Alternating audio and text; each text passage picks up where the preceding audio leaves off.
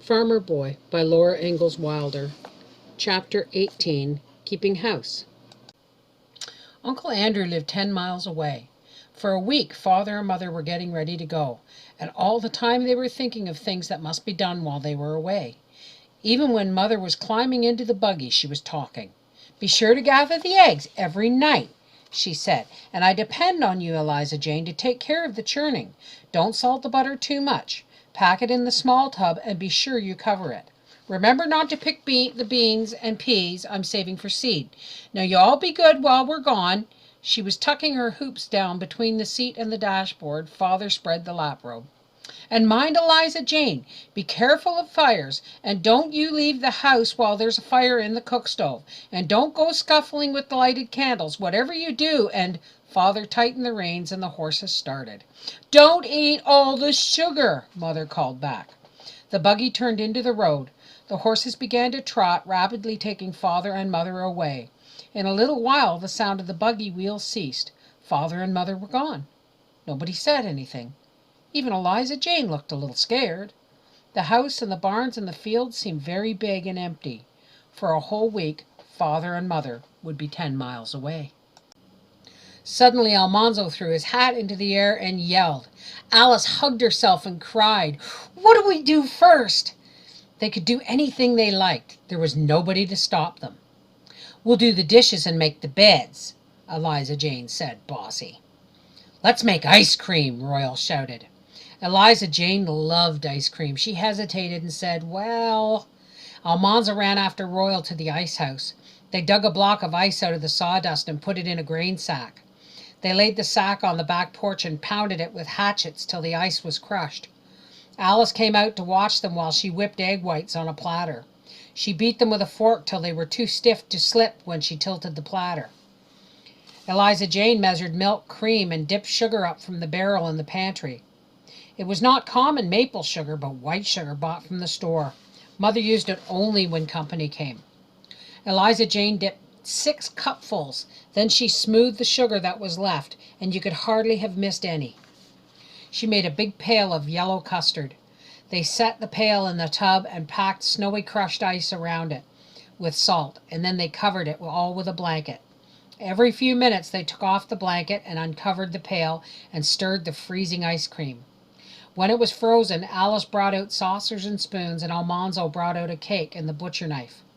He cut enormous pieces of cake while Eliza Jane heaped the saucers.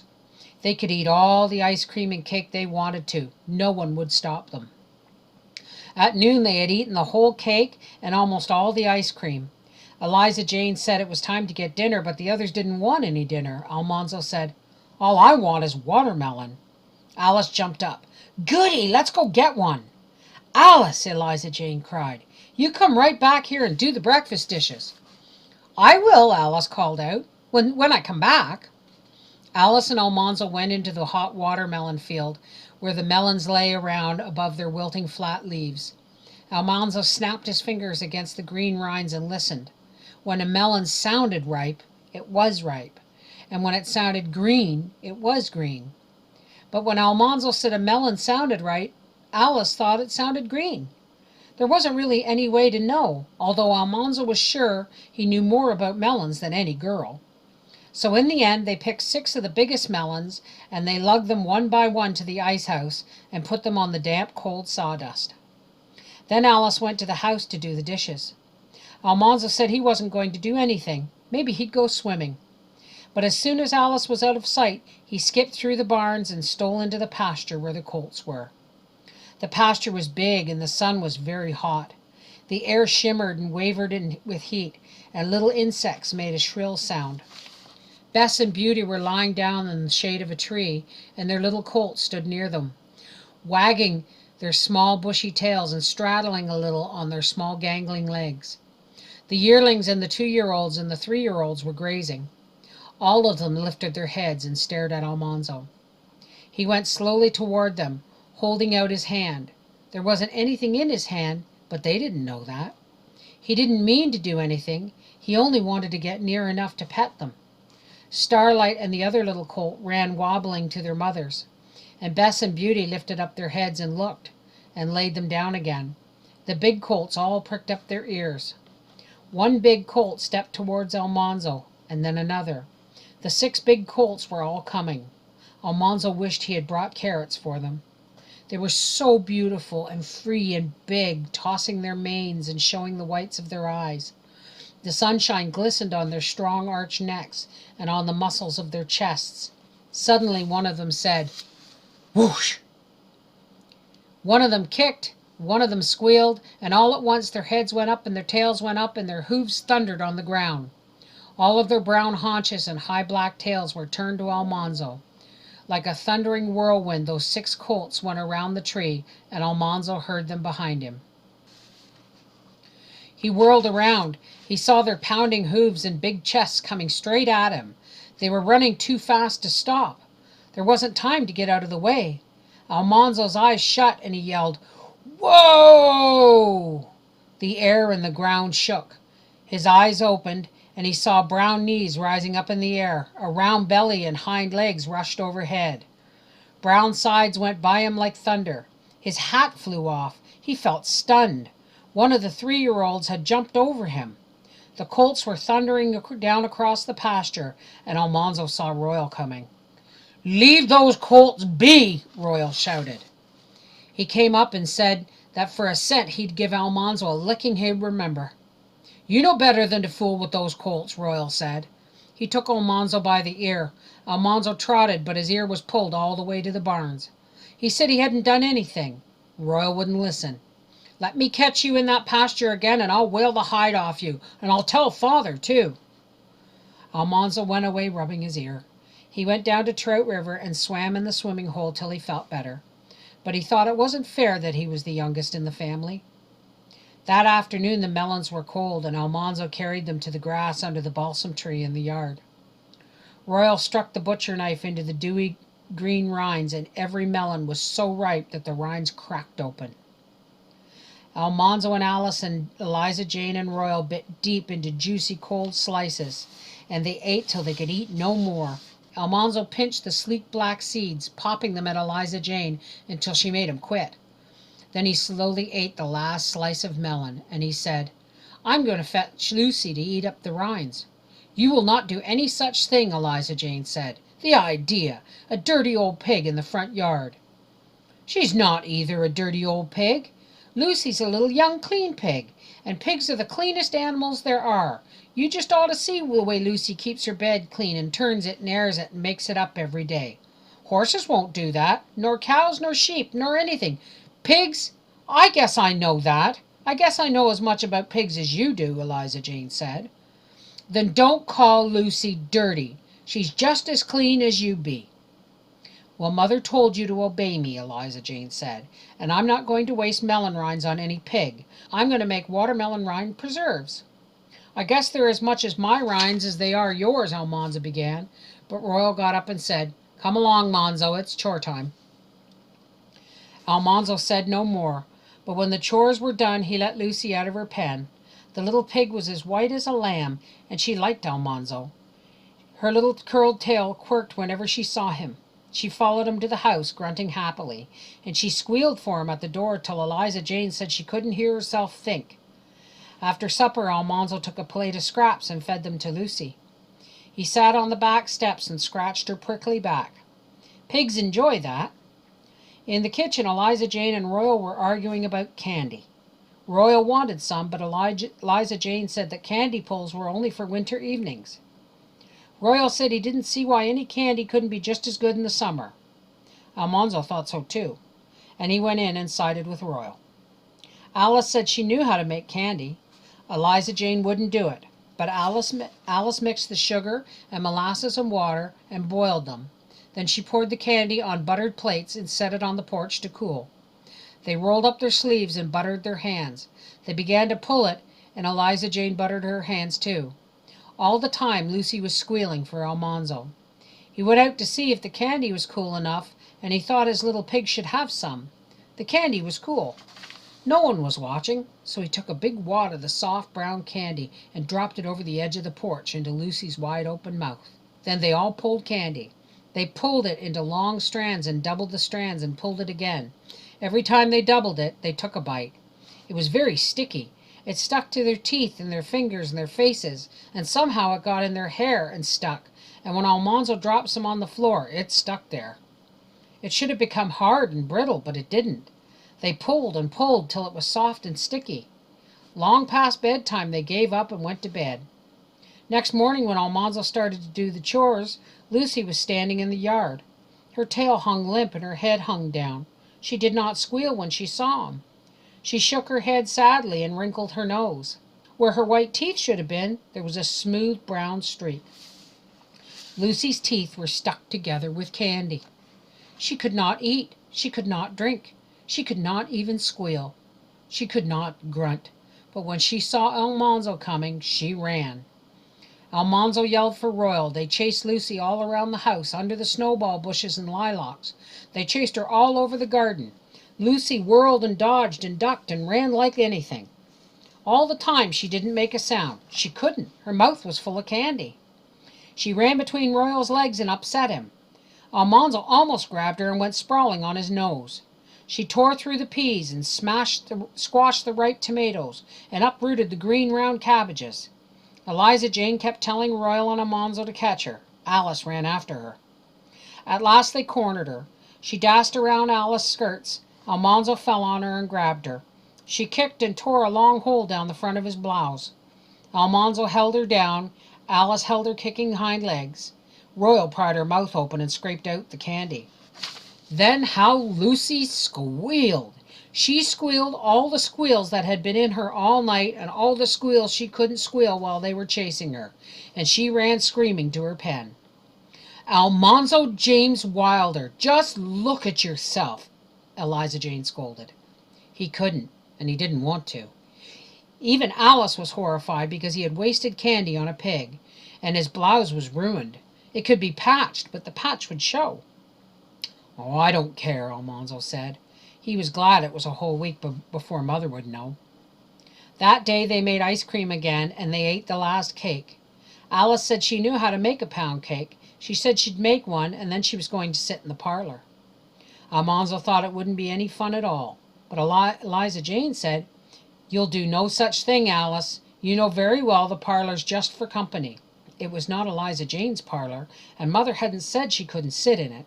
Almanzo thought that Alice could sit in the parlor if she wanted to. That afternoon he came into the kitchen to see if the pound cake was done. Alice was taking it out of the oven. It smelled so good that he broke a little piece off the corner. Then Alice cut a slice to hide the broken place, and then they ate 2 more slices with the last of the ice cream. "I can make more ice cream," Alice said. Eliza Jane was upstairs, and Almanzo said, "Let's go into the parlor." They tiptoed in without making a sound. The light was dim because the blinds were down, but the parlor was beautiful. The wallpaper was white and gold, and the carpet was of Mother's best weaving, almost too fine to step on. The center table was marble-topped and it held a tall parlor lamp, all white and gold china and pink-painted roses. Beside it lay the photograph album with the covers of red velvet and mother of pearl. All around the wall stood solemn horsehair chairs, and George Washington's picture looked sternly from its frame between the windows. Alice hitched up her hoops behind and sat on the sofa. The slippery haircloth slid her right off onto the floor. She didn't dare laugh out loud for fear Eliza Jane would hear. She sat on the sofa again and slid off again. Then Almanzo slid off a chair. When company came, they had to sit in the parlor. They kept themselves on the slippery chairs by pushing their toes against the floor. But now they could let go and slide. They slid off the sofa and the chairs till Alice was giggling so hard they didn't dare slide any more. Then they looked at the shells and the coral and the little china figurines on the whatnot. They didn't touch anything. They looked till they heard Eliza Jane coming downstairs. Then they ran tiptoe out of the parlor and shut the door without a sound. Eliza Jane didn't catch them.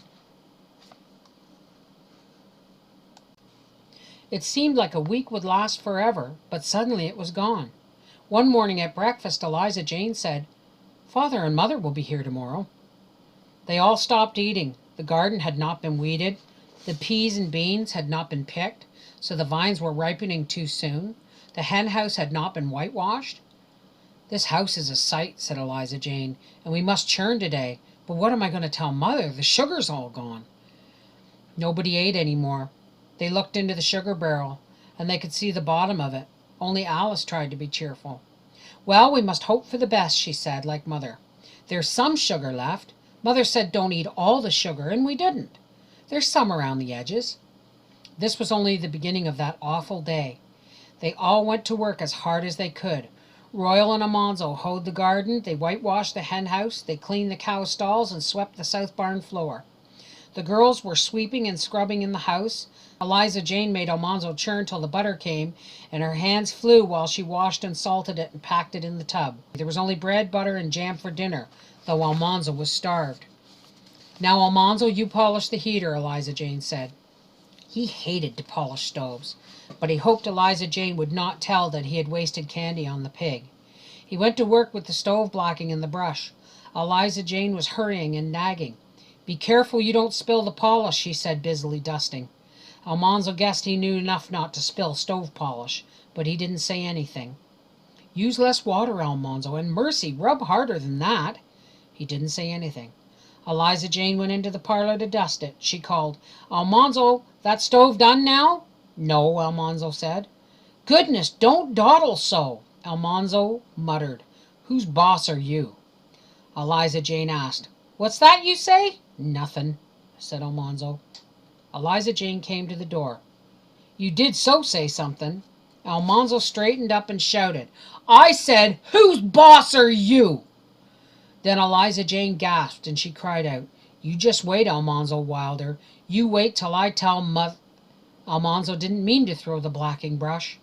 It flew right out of his hand. It sailed past Eliza Jane's head. Smack! It hit the parlor wall. A great splash and smear of blacking appeared on the white and gold wallpaper. Alice screamed. Almanzo turned around and ran all the way to the barn. He climbed into the haymow and crawled as far back into the hay. He did not cry, but he would have cried if he hadn't been almost 10 years old.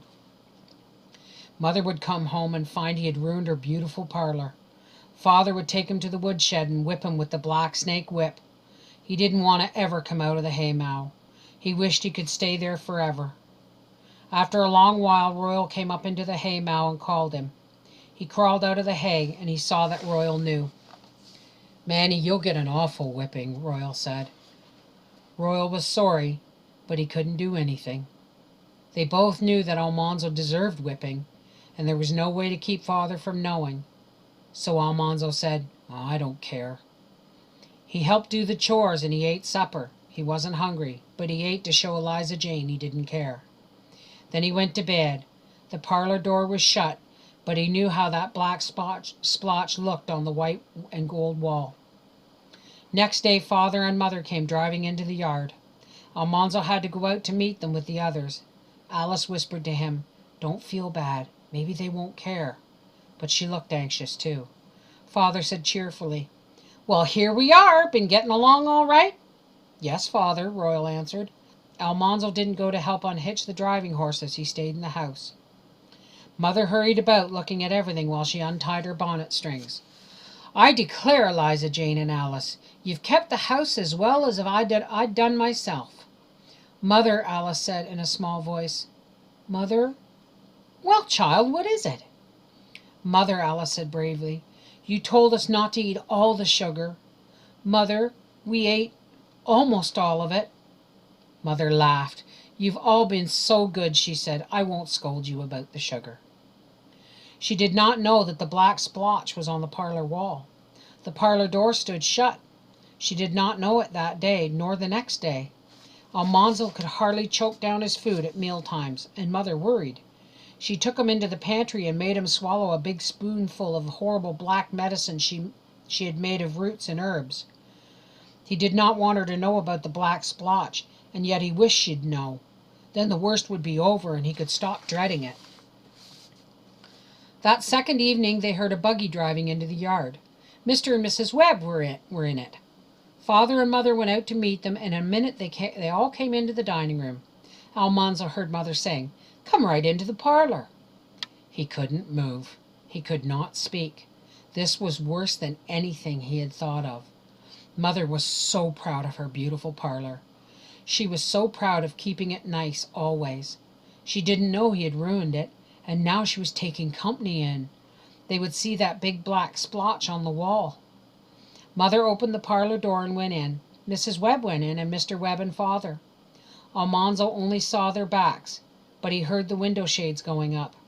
He saw that the parlor was full of light. It seemed to him a long time before anybody said anything. Then Mother said, "Take this big chair, Mr. Webb, and make yourself comfortable. Sit right here on the sofa, Mrs. Webb." Almanzo couldn't believe his ears. Mrs. Webb said, "You have such a beautiful parlor. I declare it's almost too fine to sit in." Now Almanzo could see where the blackening brush had hit the wall, and he could not believe his eyes. The wallpaper was pure white and gold. There was no black splotch. Mother caught sight of him and said, "Come in, Almanzo." Almanzo went in. He sat straight up on a haircloth chair and pushed his toes against the floor to keep from sliding off. Father and Mother were telling all about the visit to Uncle Andrew's. There was no black splotch anywhere on the wall. "Didn't you worry leaving the children alone here while you were so far away?" said Mrs. Webb. "No," Mother said proudly. "I knew the children would take care of everything as well as if James and I were here to home." Almanzo minded his manners and did not say a word. Next day, when no one was looking, he stole into the parlor. He looked carefully at the place where the black splotch had been. The wallpaper was patched. The patch had been cut out carefully all around the gold scrolls, and the pattern was fitted perfectly, and the edges of the patch scraped so thin he could hardly find them. He waited until he could speak to Eliza Jane alone, and he asked, "Eliza Jane, did you patch the parlor wallpaper for me?" "Yes," she said. "I got the scraps of wallpaper that were saved in the attic and cut out the patch and put it on with flour paste." Almanzo said gruffly, "I'm sorry I threw that brush at you. Honest, I didn't mean to, Eliza Jane." "Well, I guess I was aggravating," she said, "but I didn't mean to be. You're the only little brother I've got." Almanzo had never known before how much he liked Eliza Jane. They never told about the black splotch on the parlor wall, and Mother never knew.